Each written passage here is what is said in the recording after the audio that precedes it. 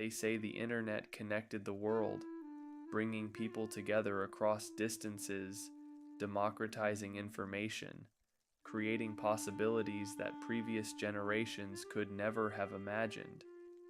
But what about those who remember the before? The ones who grew up in a world that operated on entirely different principles, where boredom was inescapable, privacy was assumed, and connection required physical presence. There's a generation that straddles two incompatible realities. They learned to be human in one world and had to relearn everything in another. They remember what it felt like to wait, to wonder without immediate answers, to be genuinely unreachable. And then they watched as all of it, the slowness, the mystery, the solitude, disappeared almost overnight. And while culture celebrates the digital revolution as pure progress, no one talks about the psychological cost of living through the transition, of being formed by one set of rules and forced to operate by another. What happens to a psyche that was built for analog life, but must function in a digital world? This is the psychology of people who grew up before the internet changed everything. Let's begin.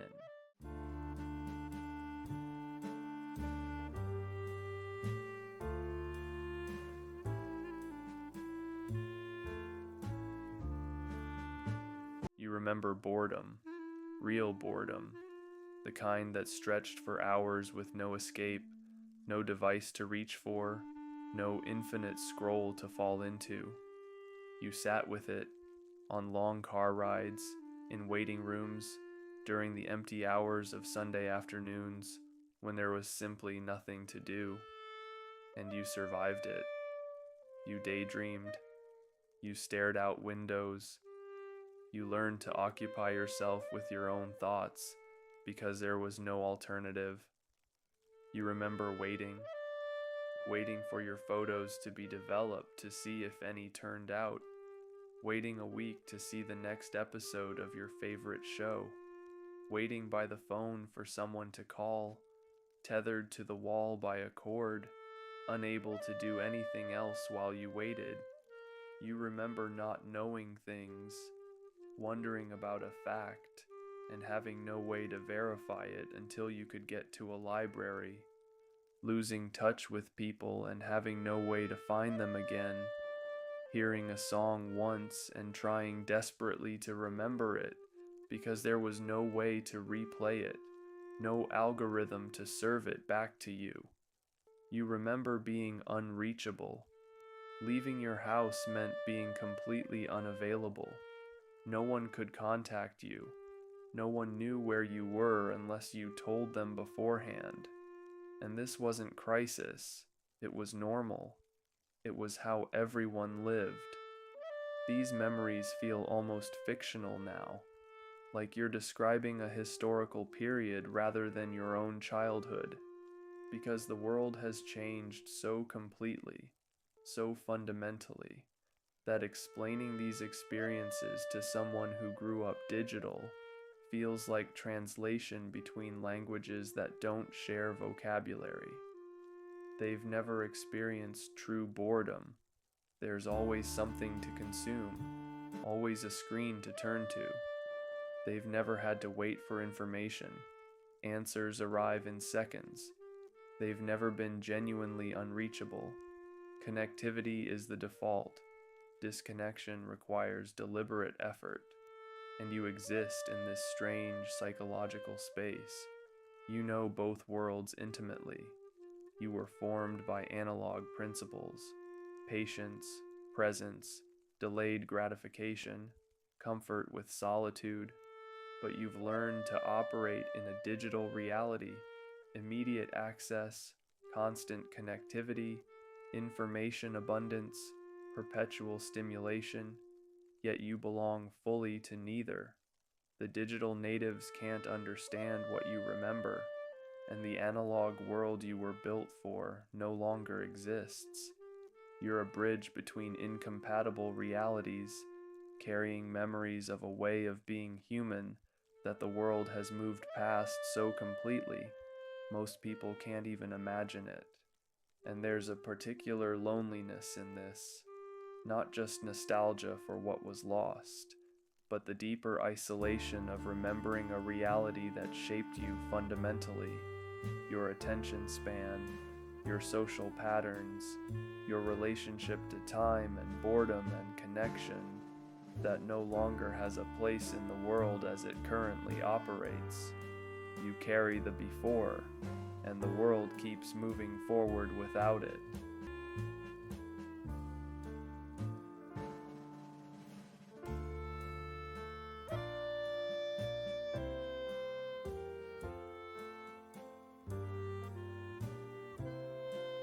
Your mind was built by scarcity, scarcity of information, scarcity of stimulation, scarcity of immediate answers, and constant entertainment.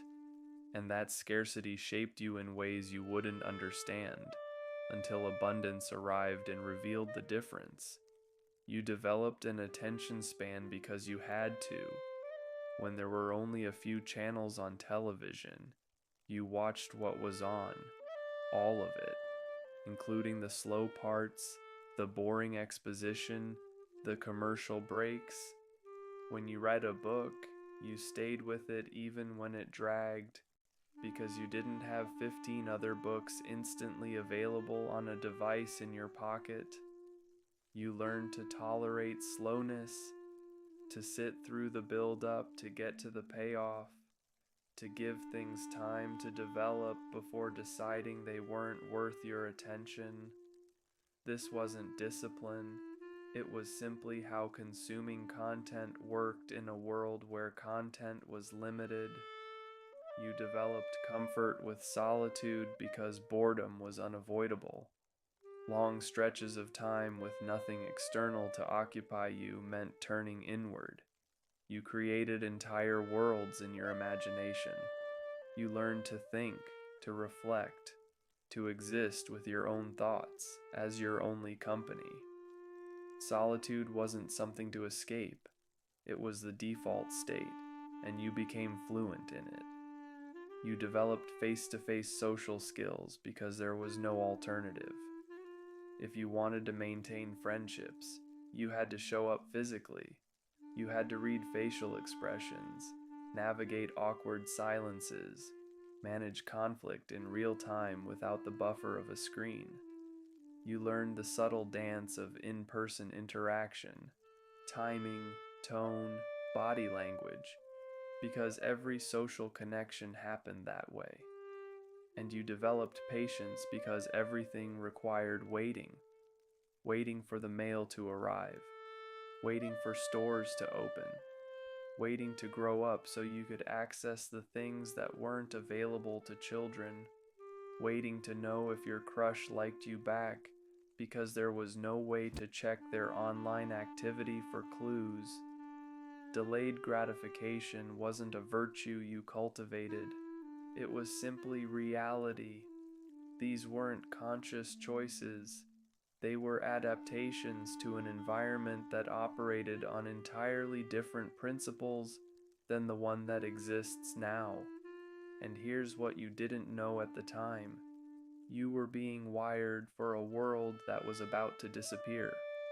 Your brain was developing neural pathways optimized for scarcity, slowness, patience, depth. You were learning to function in an information-poor, stimulation-limited, connection-scarce environment. And then the internet arrived, and suddenly, all the skills you'd developed, the ability to wait, to tolerate boredom, to sustain attention through slow content, to exist comfortably in solitude, became less valuable than their opposites.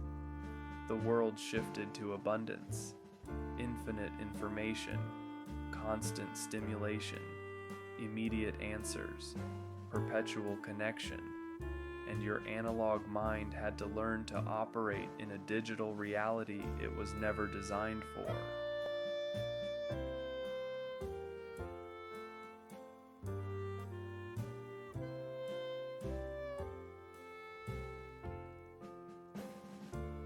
didn't happen all at once, but it happened fast enough that you remember the transition, the before and after, the moment when the world you knew how to navigate started operating by rules you hadn't learned.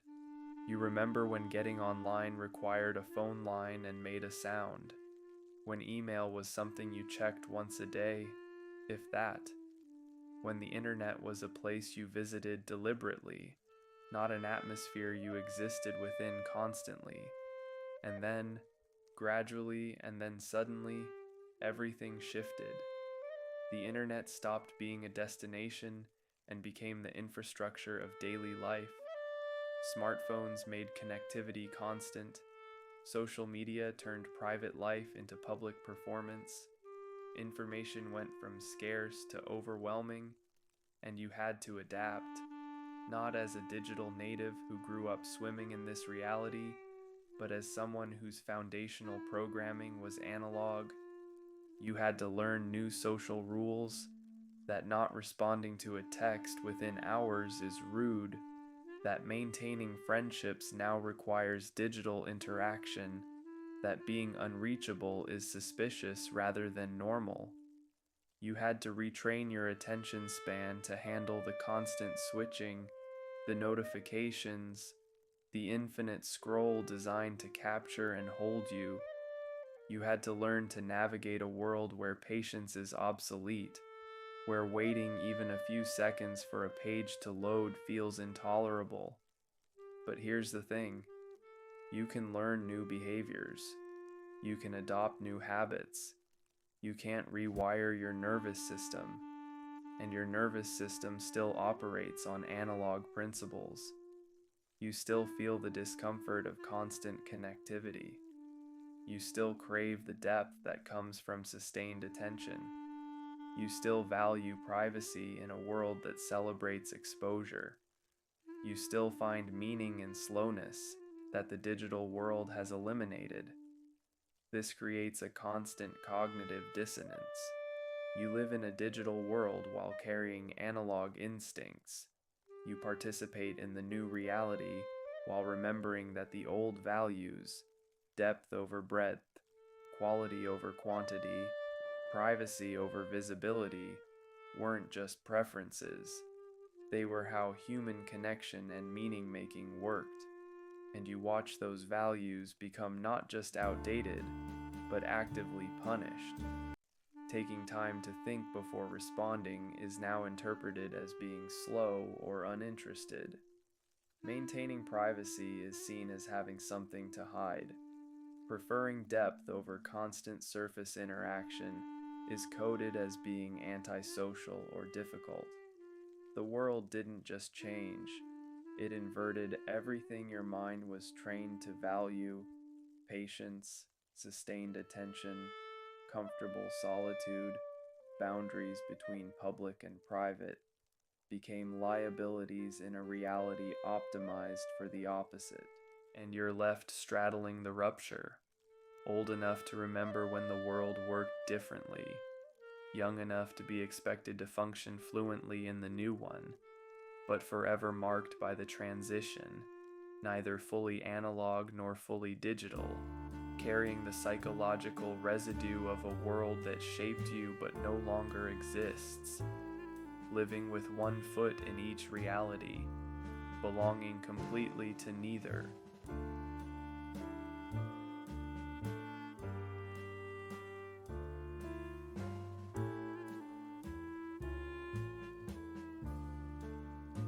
You exist in a state of permanent translation.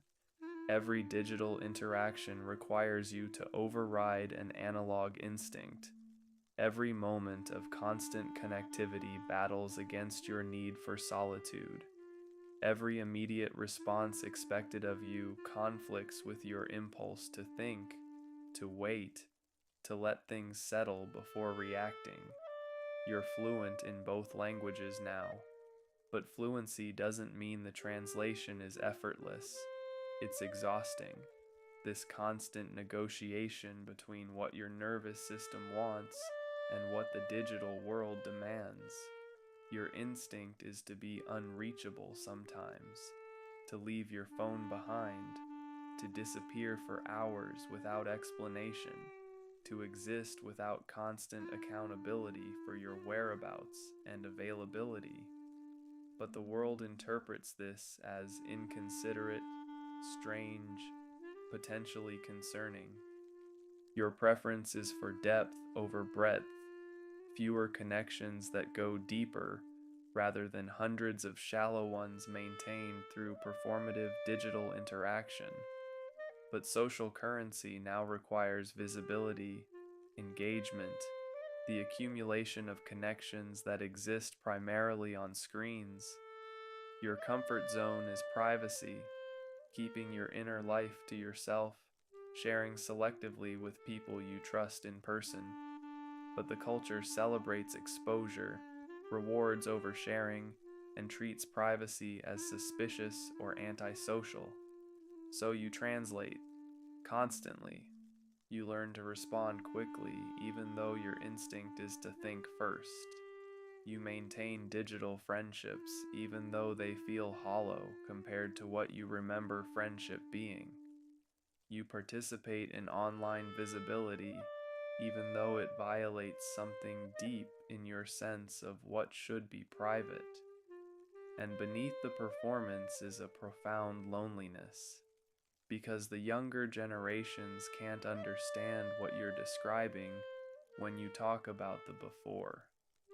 They've never experienced true disconnection, so your need for it sounds like dysfunction rather than preservation of something valuable.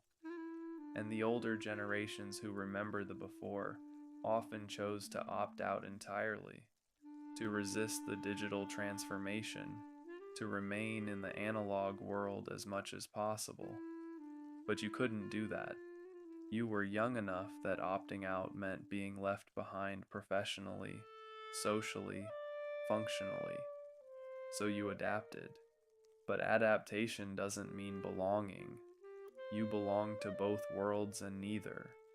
You're too digital for the analog holdouts who never learned to navigate the new reality.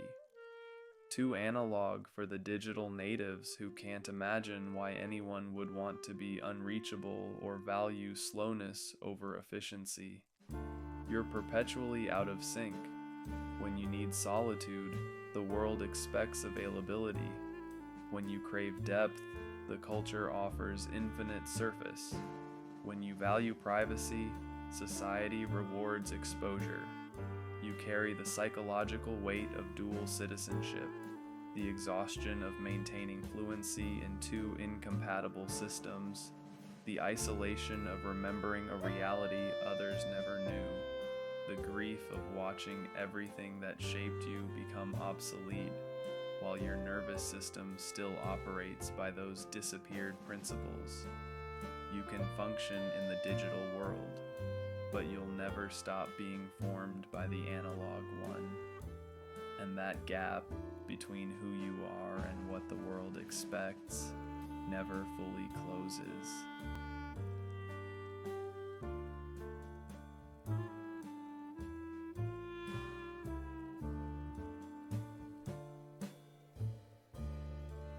Every day you face the same impossible negotiation.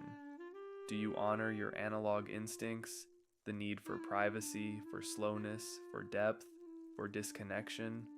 Or do you fully adapt to digital reality, accepting constant connectivity, surface level interaction, perpetual visibility as simply how life works now?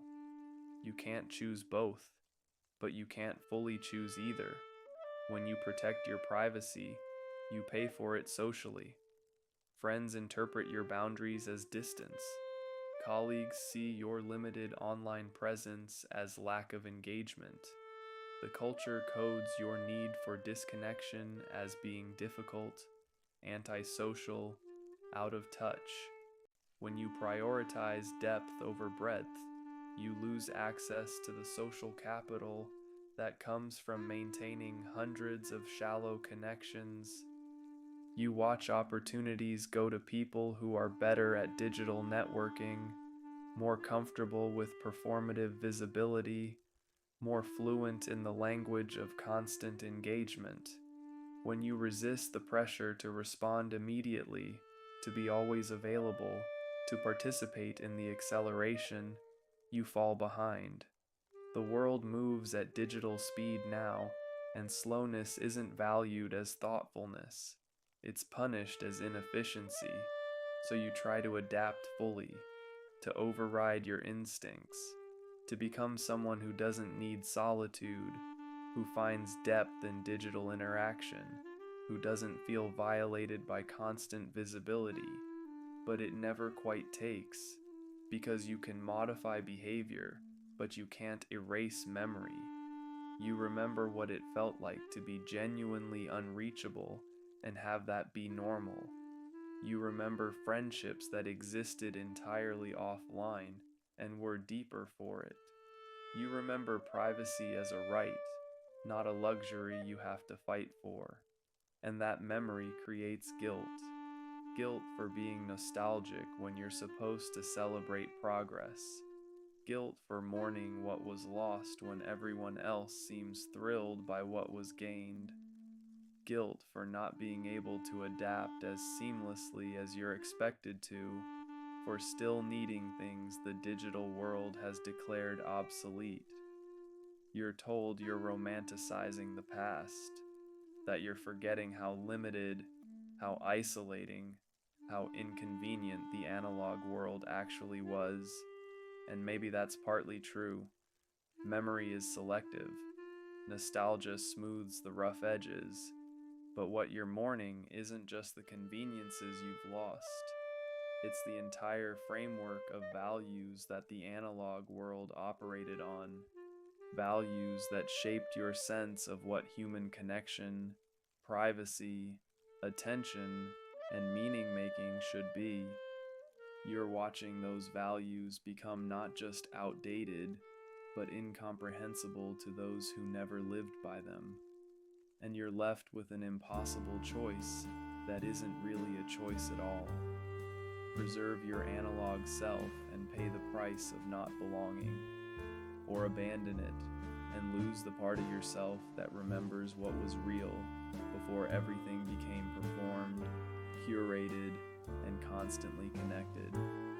Neither option feels survivable, so you exist in the middle, torn between worlds, fully at home in neither.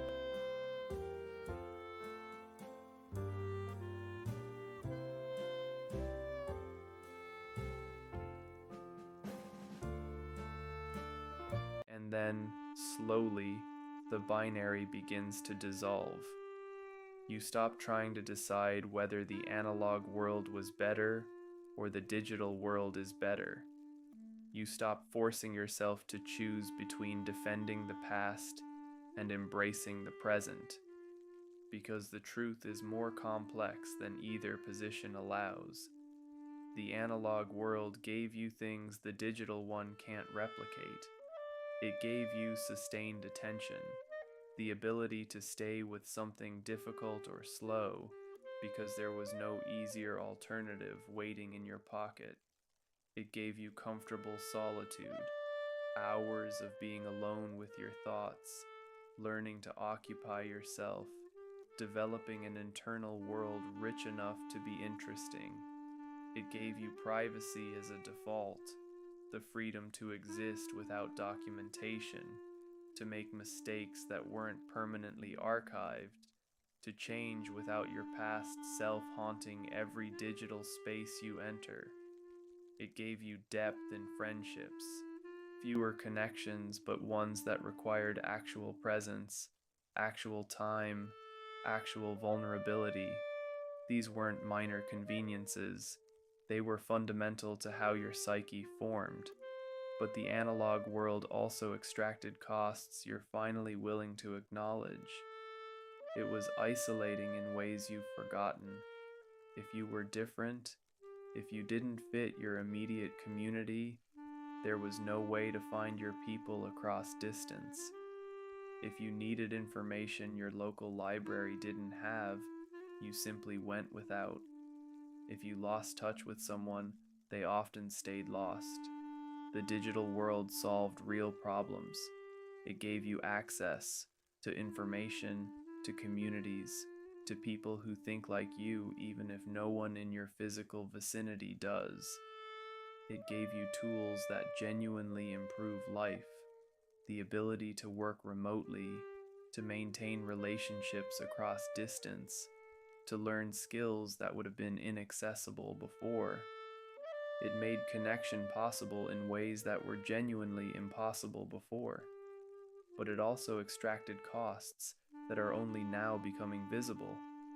The erosion of attention, the loss of privacy, the performance of life instead of living it, the constant stimulation that makes genuine boredom, and the creativity and self-knowledge that emerge from it almost impossible to access. This is the turning point, when you stop romanticizing the past or demonizing the present. When you acknowledge that the transition from analog to digital wasn't progress or decline, it was transformation, and transformation always involves both gain and loss. You're learning to hold both truths simultaneously. The analog world shaped you in ways that matter, in ways worth preserving, and the digital world offers genuine value, genuine connection, genuine possibility. Neither world was perfect. Neither world is purely good or bad. Both worlds gave gifts. Both worlds extracted costs. And you, straddling the rupture between them, carry the unique burden and privilege of knowing both intimately enough to see what each truly offered and what each truly cost. That knowledge doesn't resolve the tension, but it transforms it from conflict into complexity worth honoring.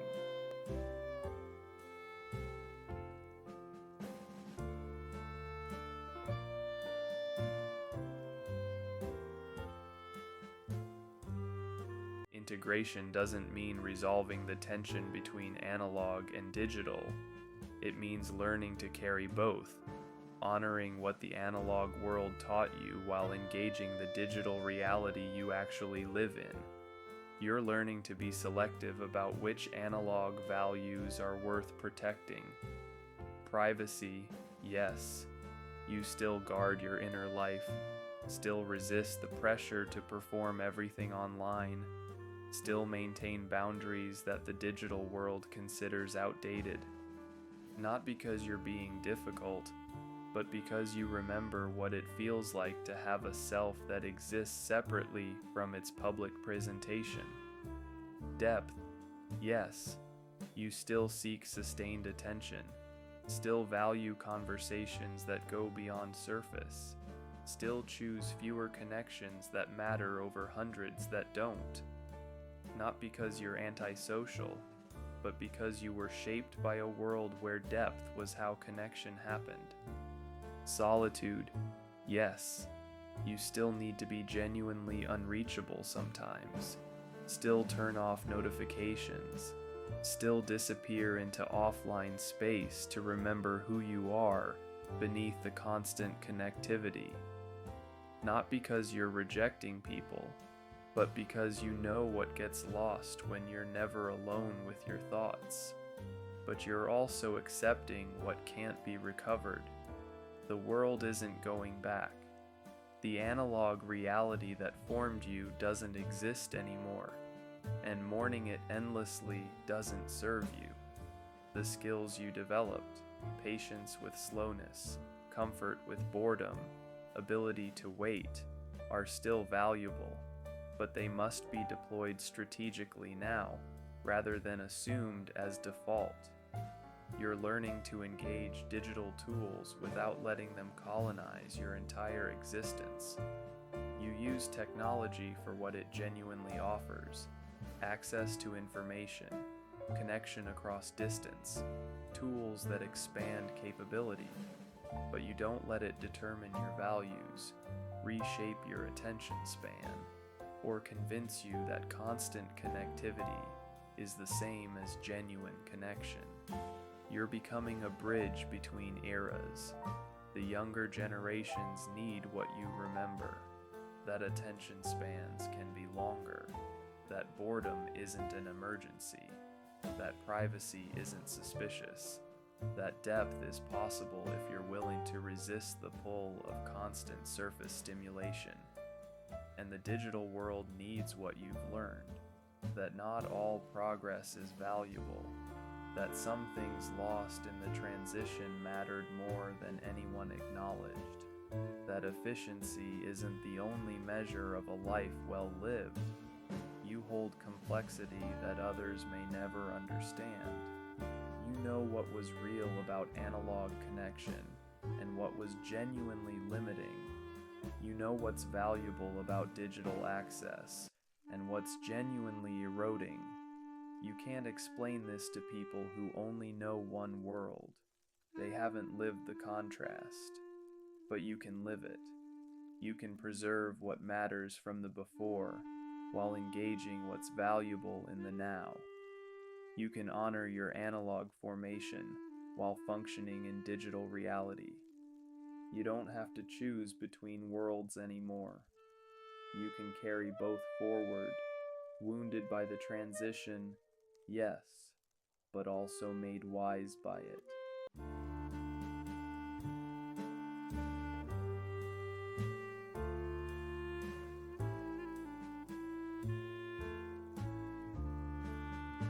You are among the last people who will remember, the last who knew what it felt like to be bored for hours with no escape, the last who experienced true disconnection as normal rather than radical, the last who formed friendships entirely offline, who learned patience because there was no alternative, who developed selves in private without the pressure of constant documentation. This isn't a small thing. You carry the memory of a fundamentally different way of being human, a way that wasn't better or worse, just different.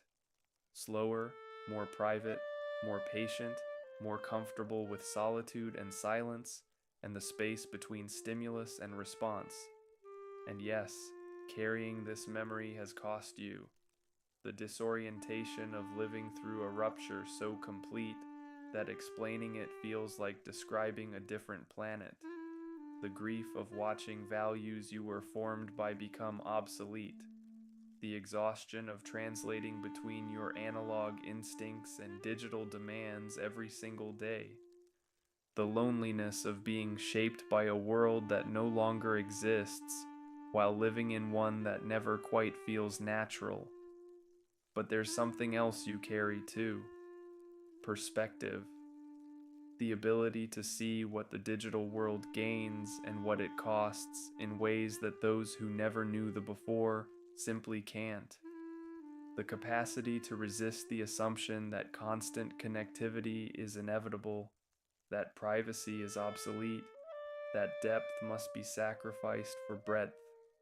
You remember that it wasn't always this way, and that memory, painful as it sometimes is, makes you valuable in ways the culture may not recognize but desperately needs. You are the witnesses of transformation, not the architects who built the digital world, not the natives who grew up swimming in it, but the ones who lived through the transition, who remember what was lost even as you engage with what was gained. This dual citizenship isn't comfortable. It will probably never feel fully resolved, but it's given you something irreplaceable, the knowledge that the current way isn't the only way, that human beings can exist differently, connect differently, pay attention differently than the digital world insists is inevitable. You carry proof that there are other ways to be human, and in a world that's forgotten this, that treats the current moment as the only reality that ever existed or ever will, your memory matters, not because the past was better, not because you should retreat into nostalgia, but because you remember that transformation is possible, that worlds can change completely, that what seems permanent and inevitable today might look entirely different tomorrow. You were shaped by one world and learned to live in another, and that difficult, disorienting, grief-touched journey gave you something the single world inhabitants will never have: the lived knowledge that being human is more flexible, more varied, more full of possibility than any single era can contain. You remember the before, and that memory, carried forward into an uncertain future, is a kind of gift. If something in this reflection touched you, if you recognized yourself in the memory of analog boredom, in the exhaustion of dual citizenship, in the grief of watching a world that shaped you disappear while the new one never quite feels like home, know that you're not alone in carrying this. The psychology of living through the digital transformation, of being formed by analog principles but forced to function in digital reality, isn't nostalgia or resistance to progress. It's the complex experience of being a bridge between incompatible eras, carrying memories and values that the world has moved past, but that shaped who you fundamentally are.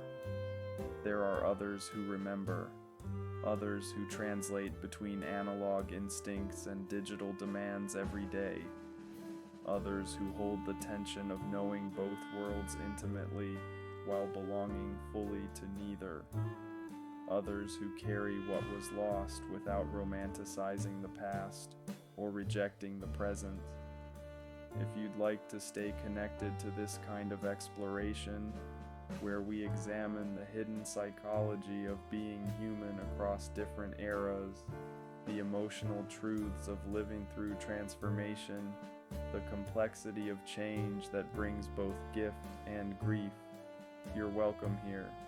This is a space for depth, for witnessing, for honoring what it costs to live between worlds. And if this video resonated with you, if you'd like to share your own experience of remembering the before while navigating the now, the comment section is here. Your words might be exactly what someone else needs to hear, to feel less alone in their own journey between analog formation and digital reality. Not because you have to share, but because sometimes being witnessed by others who also remember helps validate an experience the digital native world can't quite understand. You remember a different way of being human, and that memory, even when it hurts, is something worth honoring.